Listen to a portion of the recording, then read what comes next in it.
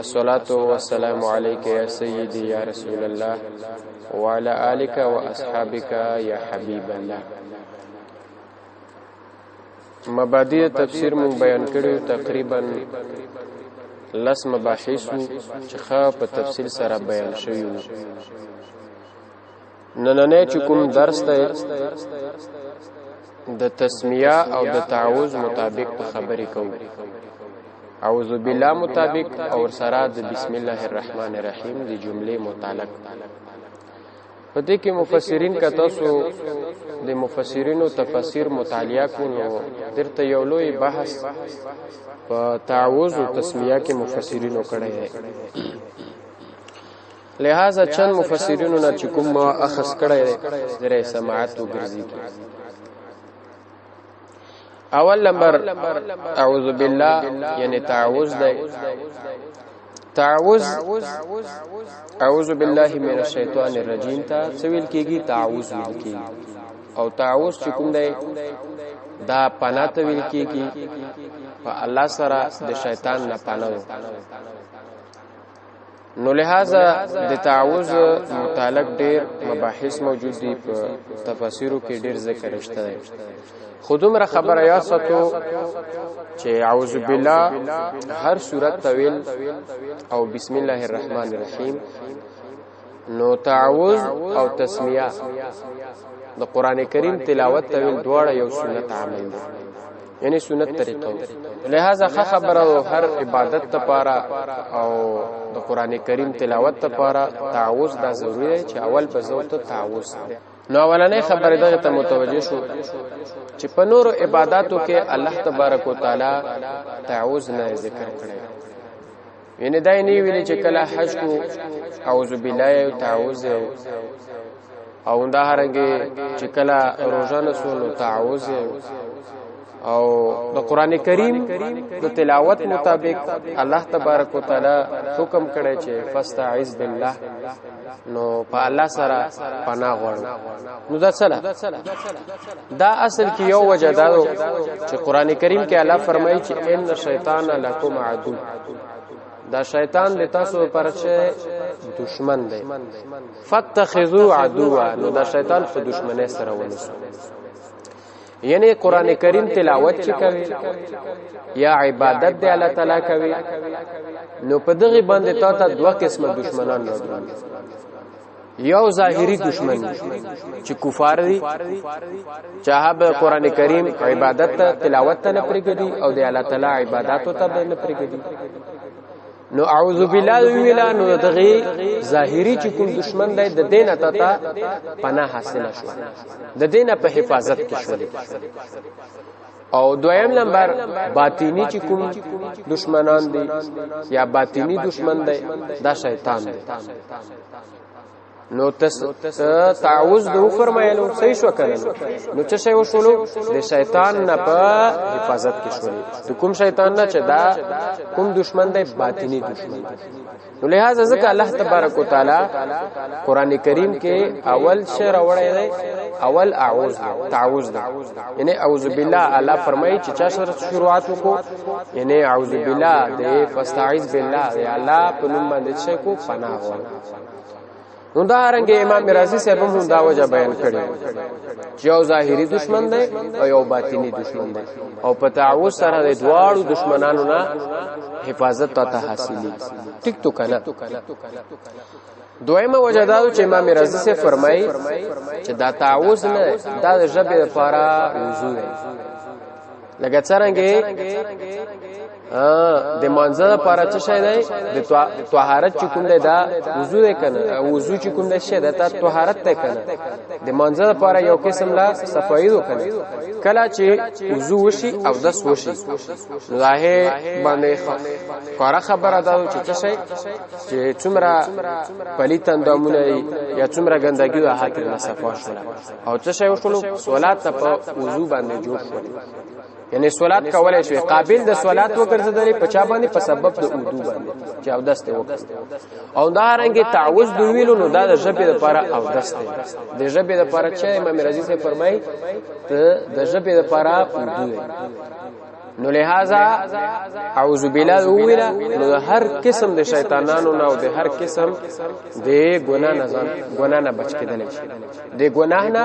او دا رنګ د شیطان نه په حفاظت کې شي نو چې کله د ګناه نه او د شیطان نه په حفاظت کې شي نو د اعلی عبادت تقابل وګرځي نو ځکه امام رازی فرمایي چې دا تعوذ د څه دی دا د ژبې او دست نو په کار دی چې تعوذ ویل شي دویمه خبره دا چې دا شیطان ویلي دومره بدبخت وګرځیدل چې الله تعالی او ترجیم استعمال کو چې دا راټیل شوی دومره بدبخت ویلي وګرځیدل دا درې وجه نه بدبخت وګرځیدل اول نمبر دا چې شیطان تکبر وکړ ابا واستكبر یعنی انکار یې وکړلو او تکبر یې وکړ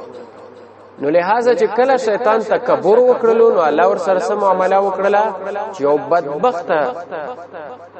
په مخلوقاتو کې یو بدبخت مخلوق شیطان وګرځیدل نو تکبر خشای نه لوی تکبر په هر لحاظ سره کها عالم دین وی اهل نه پکار انده غرانګه کها مالدار کسبی کا بادشاہوی کا هر څوک نو تکبر چې کوم نه دانه پکار زکا چې اولانای چې کله انسان پیدا شي نو اولانای غسلم بل ور کوي او چې کله مړکیږي نو اخیرنای غسلم بل ور کوي نو په دې کې تکبر انسان نشته نو چې بلتا اول کې بلتا محتاج وي او په اخر کې بلتا محتاج وي نو داسې مخلوق لا او داسې سیز لا تکبر نه پکار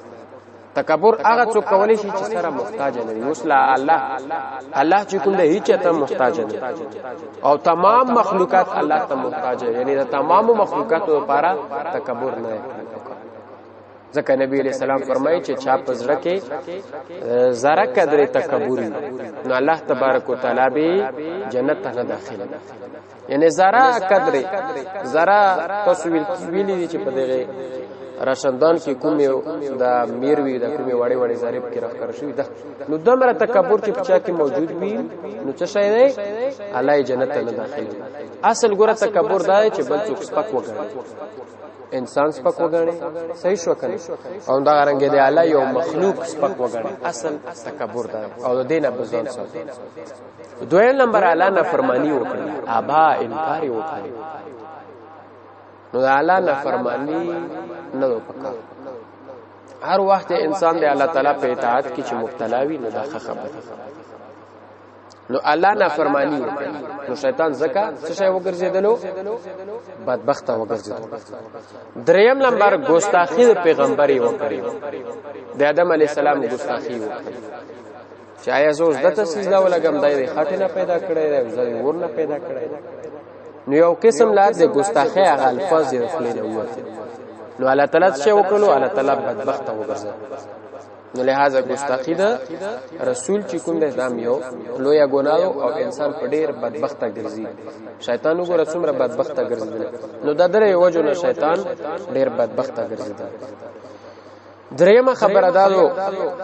چې دا شیطان چې کله وسوسه اچوي او کله حمله کوي نو دا په کومو طریقو سره حمله کوي په کومو شینو باندې ډیره حمله کوي نو دا په دوه طریقو باندې شیطان وسوسه اچوي او حمله کوي یو دا چې انسان ته شبهات پیدا کوي شبهات ورته پیدا کی په عام عقایدو کې په عقایدو کې ورته شبهات پیدا کی چرا آخرت نشته انده هرنګ الله یو نه قسمه قسم شبهات ورته پیدا کی رسالت نه انکار وکا توحید نه انکار وکا شبهات دي کنه نو په کوم عام عقاید دي نو په دا کې شیطان اول حمله داوي چې شبهات پیدا کوي دویم نمبر دا چې شهوت شیطان چې حمله کوي نو دا په شهوات سره حمله کوي اها شهوت چې کوم دی اول د بطن وي چې دومره سړی د بطن چې کوم دی راواخلي دا ګډه چې کوم دی دمره شهوت د ګډه ورته وشي چې حلال او حرام ته نه ګوري حرامم خوري او دا رنګه شبهات معلوم خوري هر څه بس صرف خپل ګډه مړي نو دویم نمبر دا او دریم او دغه رنګي دویم نمبر شهوت ته شرمګاوي چې په حرامو کې خپل شرمګا استعمال کوي نو شیطان په دغه دوه طریقو باندې عامه وسوسه اچوي انسان او حمله په دغه انسان باندې کوي چې یو شبهات پیدا کی او دویم نمبر شهوات چې کوم دی څه شي انسان د پر پیدا کی نو دا خبره څلورم نمبر خبره دا چې دا تعوذ چې کوم دی امام رازی سے فرمای چې چا اعوذ بالله ویل نو دا د ګنا نه بچ کېدلو یو اهمه نسخه امام رازی سے تفسیر کبیر کې فرمای چې چا تعوذ ویلو نو د ګنا نه چې شوله د ګنا نه بچ کېدلو یو بهترین نسخه وګرځیدل یعنی ګناه په دغه انسان نه کیږي ځکه چې الله نه حفاظت کوي بل خبره دا چې دا اعوذ بالله من الشیطان الرجیم دغه الفاظ څنګه لغوي او اصطلاحي معنی اعوذ خو ویل کیږي پانا او پدا کې انا زمين پټته صحیح شو کنه یعنی اعوذ زپنا غواړم انا زپنا غواړم صحیح شو کنه بالله په الله سره نو بالله کې بسم الله الرحمن الرحیم کې په اسم جلالت کې بیا خبرې من الشیطان الرجیم د شیطان راټول شوی نو شیطان په المفردات کې علامه راغب اصفهانی رحمت الله علیه فرمای چې دوا د شیطان لفظ شیطان متعلق دوا اقوال ذکر کړي یو قول دا چې دا شیطان د شیطانون ماخوذ دی شیطان د چانه ماخوذ دی شیطانون یعنی ملاب شتنا یشتنو شیطانون صحیح شو کنه نو دا د شیطانون نه ماخوذ دی او شیطانون په معنا تعبد سره دی یعنی بعید سره لری سره او دا شیطان هم د الله د رحمت نه شه لری دی او دویم نمبر دا شیطان د شیطان ماخوذ شتا یا شت نو د شیطان ماخوذ دی په معنا د چا سره په معنا اختراق غضبن یعنی هغه څوک چې په غصه کې وسوسه یعنی د غصې نه ډیر کینه کی او دا شیطان هم دا څه دا په غصه کې کله چې انسان نیک عمل کوي شیطان ورته په غصه کې یا الله تعالی ټول جنتیان جنت ته داخل کی نو شیطان په غصه کې نو د دغه نه محفوظ دی او دا رنګه رجیم دا مرجوم په معنا باندې راټلې شو او دا شیطان راټلې شو د آدم علیه السلام د وخت نه کله چې الله ورته ټول فرشتو ته او شیطان د ټول ته یو فرمایل چې اسجدوا لآدم علیه السلام ته سجده ولګو نو شیطان شه فسجدوا ټول ملائکه سجده ولګل الا ابلیس مگر شیطان سجده ونه لګل سلا ابا انکار وکړو استکبر او تکبر نو هغه وخت نه چې کوم د شیطان څه شي دا مرجوم شوی یعنی راټیل شوی مطلب دا چې بیزتی شوی او یو قسم لسپک چې کوم دی ګرځیدل نو چې آدم علی السلام ته سجده ونه لګل نو هغه وخت نه شیطان شو دا مرجوم وګرځیدل او شیطان بل نامه ابلیس ته او ابلیس دا نا امید ته ویل کیږي یا مایوس ته ویل کیږي او دا غرنګ خپل نامه د شیطان عزازیل خپل نامه چې کله شیطان نو په اول کې حالات ټیټ نو عزازیل نامه نو دا لب لباب او خلاصه تعوذ نو اعوذ ز پناه غړم بالله تعالی سره من الشیطان الرجیم د شیطان راټلی شوی دویم نمبر خبره د تسمیه په تسمیه کې څلور مباحث دي اول نمبر مبحث د الفاظ په اعتبار سره د کلماتو په اعتبار سره په بسم الله کې چې کوم کلمات دي او دویم نمبر مبحث د خواص بسم الله چې بسم الله څه خواص او دریم نمبر مبحث د فضائل د بسم الله او څلورم نمبر د بسم الله صحیح ترجمه چې اعلی حضرت سے کومه کړی نو دا غڅالور مباحث په بیانې اول نمبر دا چې حضرت علی رضی الله عنه فرمایي چې الله تبارک وتعالى سل صحیفې نازل کړي او سلور کتابونه آسماني الله تعالی نازل کړي چې قران کریم دا په حضور نبی کریم علیه الصلاۃ والسلام مبارک باندې نازل شوی او تورات په موسی علیه السلام باندې نازل شوی انجیل په حضرت عیسی علیه السلام باندې نازل شوی او سره زبور په حضرت داوود علیه السلام باندې نازل شوی اوندا رنګ سل صحائف نو 50 صحیفه په حضرت شیث علیه السلام باندې نازل شوی دي او 30 صحیفه په حضرت ادریس علیه السلام باندې نازل شوی څو شوي 80 شوي او ل صحیفه په ابراهیم علیه السلام باندې نازل شوی دي او ل صحیفه په حضرت موسی علیه السلام باندې نازل شوی قبل التوراۃ او د ابراهیم علیه السلام او د موسی علیه السلام تذکرہ الله په خپل کړی فی صحف ابراهیم او موسی صحیفه ابراهیم علیه السلام او موسی یعنی لا صحیفه ابراهیم علیه السلام باندې نازل شوی او لا صحیفه په حضرت موسی علیه السلام باندې نازل شوی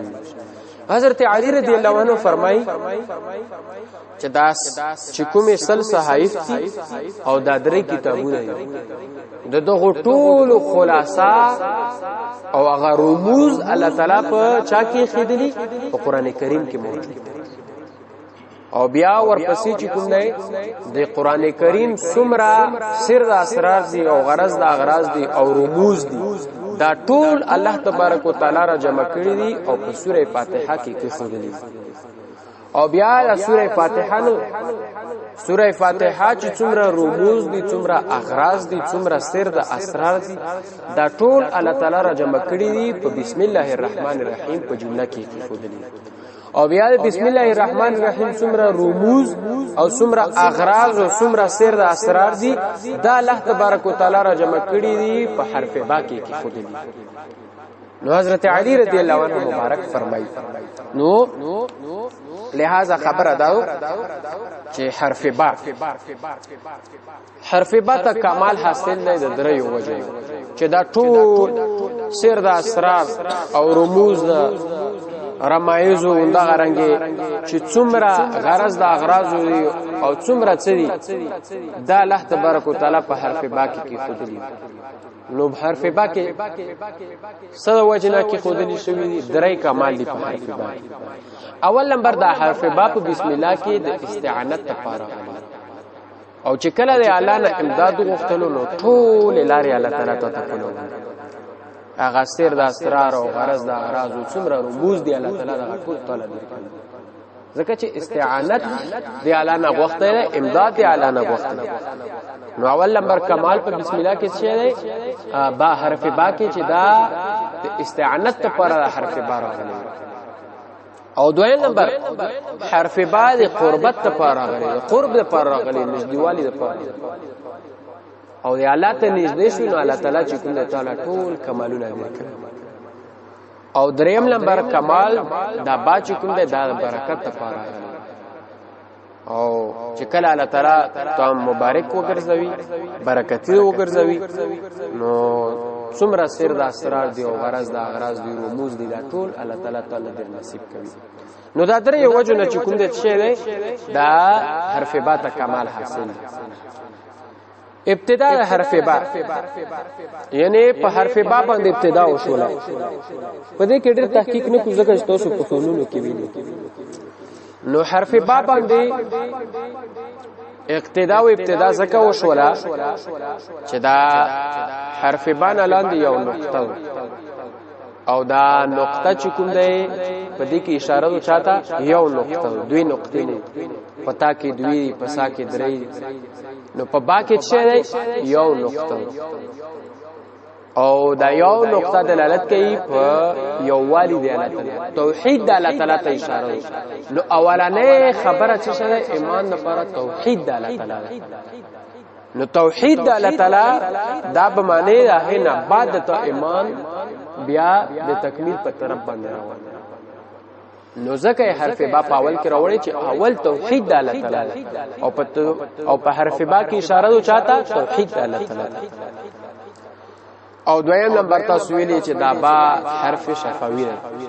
او دا حرف شفوي دا د دوی شونډې سره یو ځای شي نو جوړ راولي. څه شی راولي؟ جوړ راولي. او د دین اسلام ټولو نه اهم کردار او اولنې خبره جوړ ده. ټیک تو کنه جوړ ده، ځکه چې جوړ نوي دین اسلام چې کوم دی نو لہذا اول جوړ ده. بچي د والدینو سره سره جوړ دین اسلام دی کنه. اون دا رنګه شاګردان د استادانو قدر کی جوړ ده کنه دین اسلام دی کنه. دا سپیوردرومه څومره خبرې دي نو جوړ راوړي. دریم نمبر په حرف با سره ابتدا زکه او شولا چې په حرف با کې د الله قدرتونو ته اشاره د الله قدرتونو نو د الله په قدرتونو باندې به یقین کوي. اول خبره چې الله پیژنې د الله قدرتونو نه به الله پیژنې. نو د الله په قدرتونو اول د الله پیژندل فرض شه د الله قدرتونو. نو قدرتونه یو د ټول مخلوقات چې الله پیدا کړی د قدرتونو او دا غرانګي. دویم نمبر اسم نو به اسم نو اسم دا اسم چې کوم دا ځکه اول دا چې دا باپ سي اسم ذکر راوړلو چې اول نمبر د تیمون او د یمین په مابین کې فرق راشي. تاسو ویلي اوس کا بالله الرحمن الرحیم نو دا پته بنه لګیدل چې دا قسم خوري او کا برکت حاصل هو کنه به بسم الله الرحمن الرحیم ویل شو نو څه شو شلو پته ولګیدل چې دا برکت حاصل یا برکت حاصلوي. او دویم نمبر دا چې ګورات دی الله نوم پاک نوم او پاک سیز د پارا پاک شي د پارا بل پاک شي نو مطلب دی الله نوم پاک دی بای چې دی الله نوم په پاک خپل باندې واخلي لگا به اسم دوی بدخله پاک شو دی الله ذکر ته جوړ شو نو بالله الرحمن الرحیم نو دا پاک خپل باندې دی الله نوم واخستل شو نو دا ذکر راوړل. دویم نمبر دریم نمبر اسم جلالت اسم ذات د الله تعالی دا ګره دا اسم صفتی نه دا اسم ذات. چلا چې علما فرمایي چې ګره د صفت لپاره ذات چې کوم د شوی دا به موجود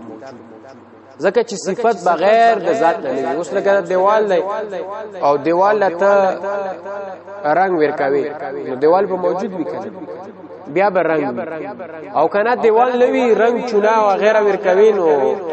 مطلب دا چې هغه نشي ورکړ کنه صفت په بیا نوی. نو لہذا دا الله چې کوم نوم دی اسم ذات اسم جلالت دی الله نوم دا څه شی دی دا ذاتی نوم دی الله تعالی نو ذات دی او دا نور څومره نمونه دي الله تعالی د څه دي دا اسم صفتی. نو هغه دغه د اعلی دغه نامې پرې څه دی دا موصوف ګرځیدلی پوه شو کنه نو دا ذاتی نوم. پدې کې اول بحث دا چې دا مشتق دی که عدم مشتق. نو بعض علما فرمایي چې دا لفظ الله چې کوم دا عدم مشتق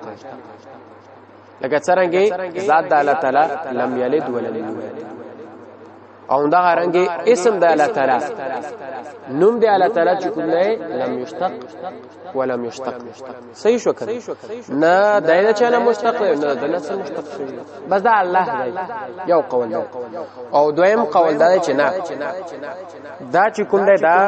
د الہ یعلهون یعنی دواره پای دی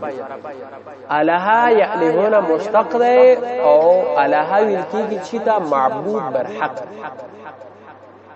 یعنی په حق باندې چې دی د الله تعالی عبادت کی لایق دا خبره حقدار او چې د الله تعالی عبادت وشي. او دویم نمبر دا چې نه د الها یعلهون سمع یسمع باب مشتق دی په معنا هریانتیا سره او الله تعالی دا ټول مخلوق هریان کړي. تاسو د اسمان ته وګورئ سړی هریان پاتې اون دا رنګ دا غرونو ته وګورئ سړی هریان پاتې او دا رنګ په اصطلاح کې تاسو په شرح تعذیب کې ویلو هو اسم لذات الواجب الوجود المستجمع لجميع الصفات والكمال المندح عن النقصان والزوال. نو دا دی الله تعالی اسم جلالت تعریف دی چې د وجود به چې دا به واجب او په دې کې څومره د کمال صفاتونه دا ټول پکې جمع شوي او د نقصان او د زوال نه څه پاک. نو تاسو بیا درته اعتراضات په ډېر کړي په شریعت تعذیب کې چې دا واجب ټکی دا ټیک نه دی قید د واجب ځکه چې واجب دوه اعتراضات وارد دي که چېرته په ذات الله تعالی کې واجب قید راوړلی شي نو څه شي دوه اعتراضات وارد دي. یو اعتراض دا دی چې دا واجب خو په دلیل ظنی سره ثابت او د الله تعالی وجود په چی سره ثابت دی په دلیل قطعی سره. او دویم اعتراض دا دی چې د واجبونو انکار کړل کفر نه دی فسق او د الله وجود نه انکار کړل چې کفر دی. نو واجب الوجود کې دا چې د وجود په واجب نو دا واجب ټکی نه صحیح. نو علما فرمایي چې دا واجب په څو قسمه دا په څلور قسمه. اول نمبر واجب شرعي. نو واجب شرعي دغه دی چې په دلیل ظنی سره به ثابت وي او انکار کړل پر نه چې فسق دی کفر نه. او دویم نمبر واجب عرفي چې په عرف کې یو خبره مطلب لازم وګرځي. او دریم نمبر واجب استحسانی یعنی څوک سره احسان وکړي نو ته باندې دا واجب دی چې ته ور سره احسان وکړي په ځان باندې خبره واجب کې چې زه به ور سره احسان. او څلورم نمبر چې واجب عقلی. نو د الله تعالی وجود دا واجب دی په واجب عقلی سره یعنی عقل دا یی چې د الله تعالی وجود شه دا واجب پوه شو کنه. نو په دې کې بیا نور خبرې بیا تاسو په خپل فنونو کې ویلي یا به وګورو. بل خبره دا چې خواص د لفظ الله یعنی دا لفظ الله چې کوم خواص دي کوم فضایل دي نو دا ډېر زیات کتابونو کې ذکر شوی. اول نمبر خاصه دا یو او خاصیت ته بیان. اول نمبر خاصه دا چې علما فرمایي چې کچا 1000 مرتبه 1000 مرتبه لفظ الله ذکر وکړي نو دغه په الله باندې یقین مکمل شي په الله باندې یقین برابر شي او چې په الله باندې یقین برابر شونه دا ډېر لوی خبره. او دویم خاصه د لفظ الله دا چې علما فرمایي چې 1000 پیر د جمعې منځنه ورستو لفظ الله ذکر وکړو نو الله تبارک وتعالى به تمام مشکلات حل کړي چې کوم د شریعت موافق. او دا رنګ دریم نمبر چې چا لفظ الله په یو مریض باندې ذکر وکړو په مریض باندې دم کړو نو لا علاج مریض لا بل تعالی شي ورکی بیماری دو صحت ورکی شفا به ورلې ورکی. لا علاج هغه چې علاج نه کیږي ډاکټران عاجز وي د علاج نظر پیرا دا لفظ الله ذکر وکاو چوف فکر نو الله تعالی بور شي کامل صحت ورکی. سلورم نمبر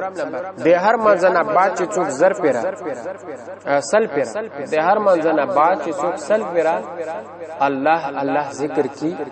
نو څه شی بو کی الله بورلا کشف ور نصیب الله بوله یو قسم لا کشف ور نصیب کی دته یو قسم لا کشف شي نو خبره. او دا غرانګي پنځم نمبر چې څوک زر پیرا اورېزه د زر پیرا الله ذکر کی نو الله تبارک وتعالى به قیامت پورې باندې صدیقین او خلق سره راوچي. او دا غرانګي شپږم نمبر چې څوک د هر منځنه بعد سل پیرا لفظ الله ذکر کی نو الله تبارک وتعالى به سلب ایمان نه وسي ایمان به نه سلب کی ایمان زوال به په باندې نه راځي. او دا غرانګي اوم نمبر چې څوک روزانه سل پیرا د الله ذکر کی لفظ الله ذکر کی نو الله تبارک وتعالى به ایمان قوی کی ایمان بوله مضبوط. نو لہذا اگر رموز پکې پراته نو لفظ الله ذکر دا خبره. هوندا رنګه درته بیا یو اعتراض کیږي چې اکثر د اهل حدیث او وهابیان دا اعتراض کوي چې دا مفرد دی الله تعالی ذکر نه کوي یعنی الله وایي یا الله یا الله یا هو الله نو مطلب دا چې یو جمله ور سره یو ځای کوي مفرد دی الله ذکر نه نو دا سوچ دا غلطه خبره نو مفرد دی الله تعالی ذکر کولای شي. چلا چې ګوره یو کلیات امدادیه امداد الله مهاجر مکی دیوبند لوی عالم نو دا په کلیات امدادیه کې په 95 نمبر صفحه باندې لیکلي چې دی الله ذکر مفرد یعنی الله الله کی نو دا خبره او ثواب په ملوي څه خرج پکې نشته نو دا خبره کړو او دا غرنګي په مرقات چې د مشکات شریف شرح پدې کې جلد نمبر 5 په کتاب الدعوات کې او په بابو اسم الله تعالی نو دا حضرت ابو هريره رضی الله عنه نے روایت ده د مبارک فرمایي چې نبی علیہ السلام فرمایي چې چا د الله تعالی نن منو ذکر وکړو نو من احسا یعنی چا وشمارن دی الله تعالی شي نن منو نو دخل الجنه نو دا سړی په جنت ته داخل شي. نو درته بیا دغه مولانا قاری سے فرمای چې دغه مراد څه شي چې ځان له الله ذکر وکړي یعنی الله ځان له وایي رحمان ځان له وایي نو احسا یعنی ویش ماره نو ځان له الله ذکر وکړي نو دته مراد نو لہذا د الله ذکر مفرد یعنی الله وایي نو په دې کې خارج نشته بالکل ثواب ملوي. نو دا خبره ده چاوي د لفظ الله مطابق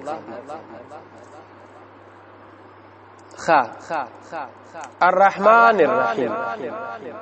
چې الله تعالی به حدا مهربان او نهایت رحم والا. نو الرحمن تاسو ویلي چې دا صيغه مبالغه په معنا د چی سره رحمان په وزن د فعلان او دا رنګ رحیم په وزن د فاعل نو مبالغه صيغه وګرځي او رقت القلب ته لیکي یعنی هغه نرمواله دي سره ورته اعتراض کوي چې د الله وجود نشته نو مراد تر رحمت د الله تعالی یعنی چې کله الرحمن الرحیم څه شي هغه رحمت دی الله تعالی پوه شو کنه بس پدې کې بیا نورې خبرې نشته. اوس راشو د خبرې ته چې د بسم الله الرحمن الرحیم صحیح ترجمه نو د بسم الله الرحمن الرحیم چې کومه تحقیقی او صحیح ترجمه اعلی حضرت صاحب رحمت الله علیه کړی ګورا دا تاسو دا ترکیب کړی چې به خو چې کوم دا حرف جر ده اسم مضاف ته الله مضاف الیه الرحمن صفت اول ده الرحیم صفت ثانی. اوس درته ګورو دا اسم مضاف شلو کنه او الله چې کوم دا مضاف الیه شو یعنی دا اسم څه شو اسم دا څه شی وګرځي دا مرکب اضافي وګرځي او ورپسې دا نور ډېر څومره جملې الله او دارنګ الرحمن الرحیم دا مرکب توصیفي وګرځي او دا مرکب اضافي او مرکب توصیفي دا چا اقسام دي مرکب تقییدی د چا اقسام دي او مرکب تقییدی دا جز د جملې څه شی وي جز د جملې وي یعنی حکم نه خالی څه شی وي حکم نه خالی. نو درته تاسو تفاسیر وګورو لگا اشرف علی تانوی چې کوم خپل تفسیر دی قران اشرف علی تانوی په بیان القرآن کې نو دا سے ترجمہ کړی چې بسم الله الرحمن الرحیم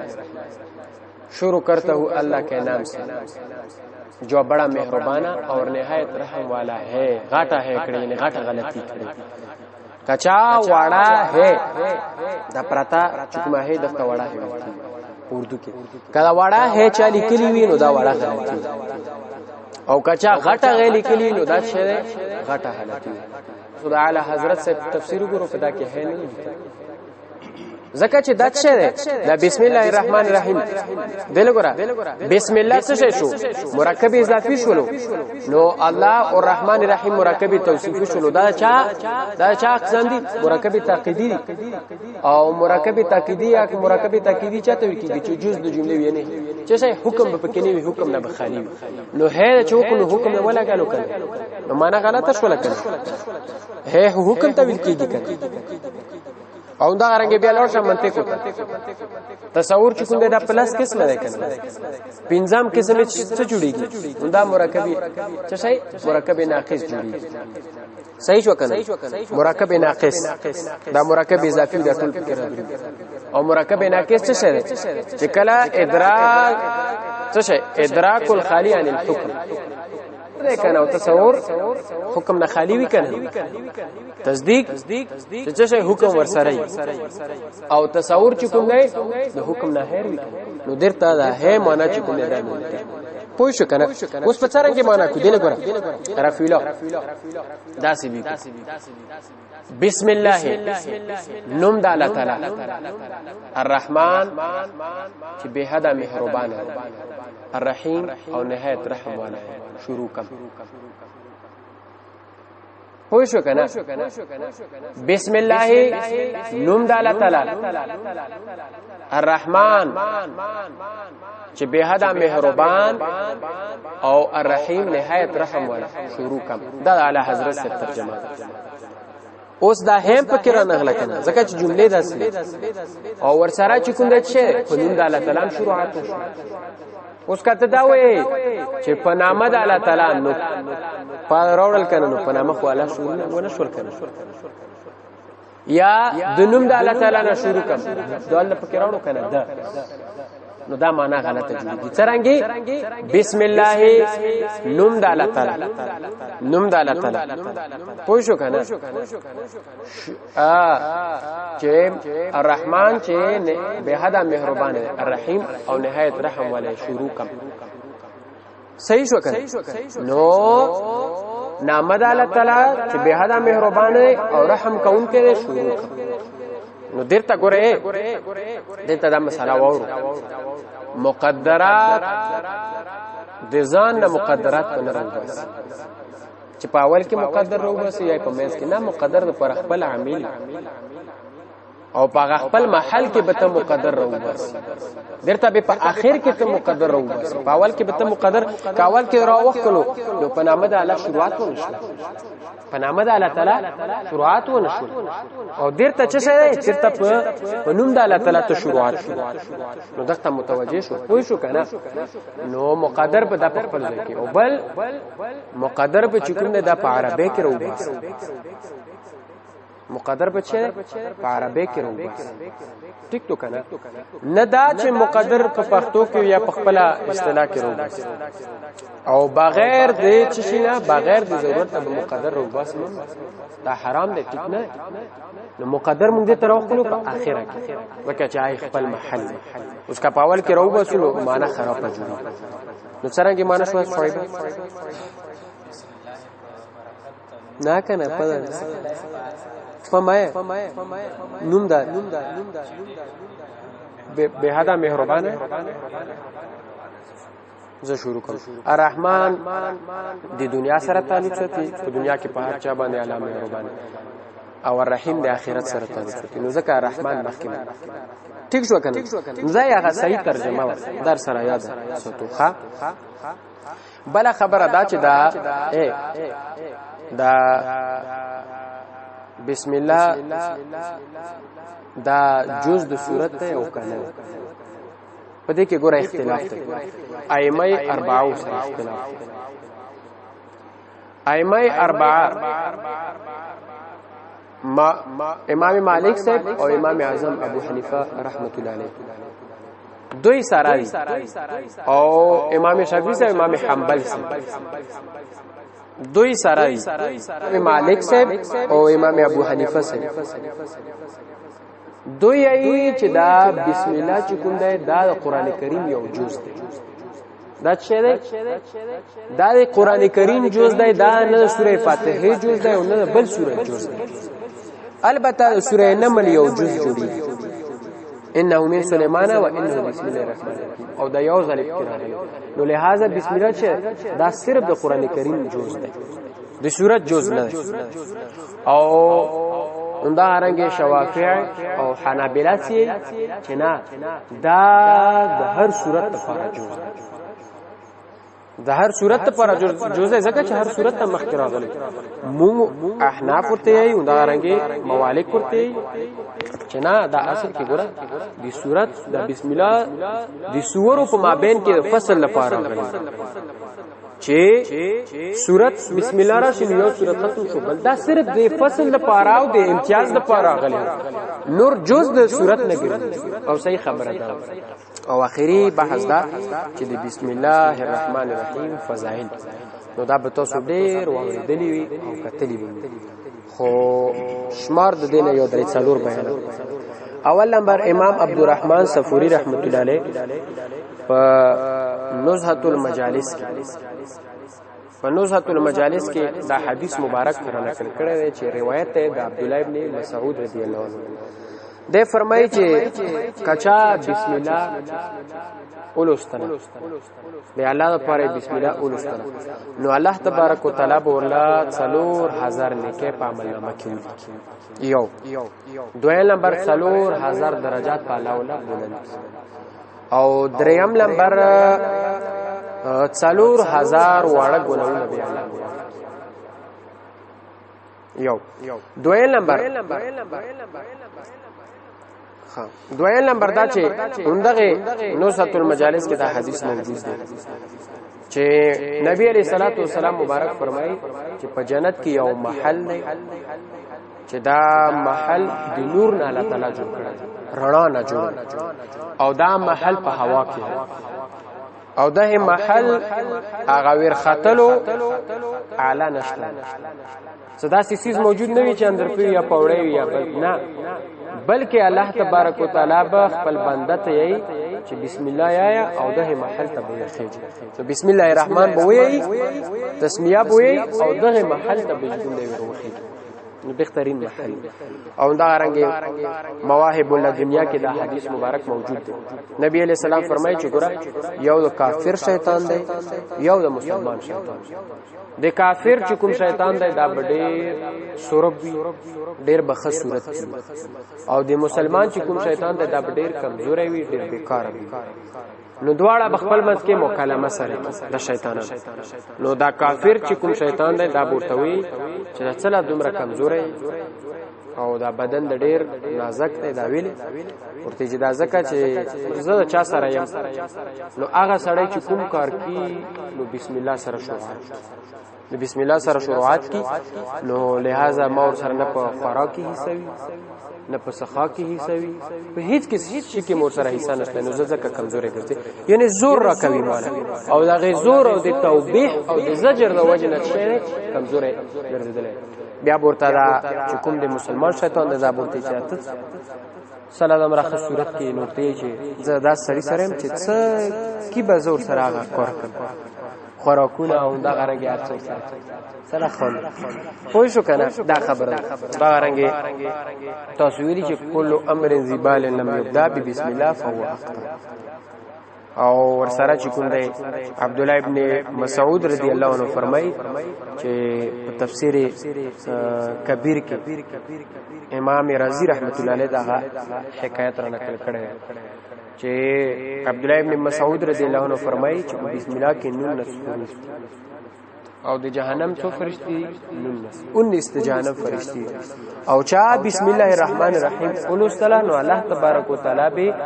د 19 حروف په برکت سره د 19 جهنم فرشتو نه حفاظت نصیب کړي